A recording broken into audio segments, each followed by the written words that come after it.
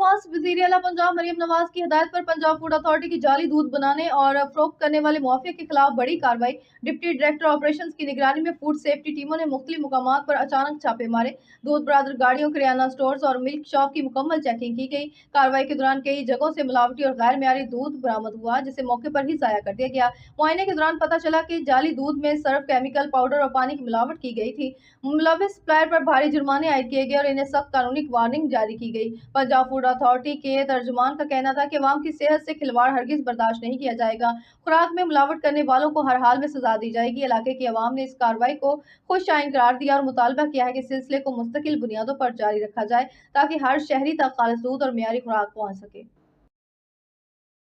नवाज वज़ीर आला पंजाब मरियम नवाज की हिदायत पर पंजाब फूड अथॉरिटी की जाली दूध बनाने और फरोख्त करने वाले माफिया के खिलाफ बड़ी कार्रवाई।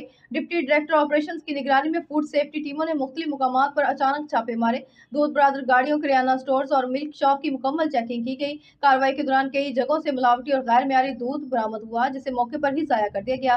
मुआयने के दौरान पता चला कि जाली दूध में सर्फ, केमिकल पाउडर और पानी की मिलावट की गई थी। मुलविस सप्लायर पर भारी जुर्माने आयद किए गए और इन्हें सख्त कानूनी वार्निंग जारी की गई। पंजाब फूड अथॉरिटी के तर्जुमान का कहना था कि अवाम की सेहत से खिलवाड़ हरगिज बर्दाश्त नहीं किया जाएगा। खुराक में मिलावट करने वालों को हर हाल में सजा दी जाएगी। इलाके की अवाम ने इस कार्रवाई को खुश आइन करार दिया और मुतालबा किया है कि सिलसिले को मुस्तकिल बुनियादों पर जारी रखा जाए, ताकि हर शहरी तक खालिस दूध और मियारी खुराक पहुंच सके।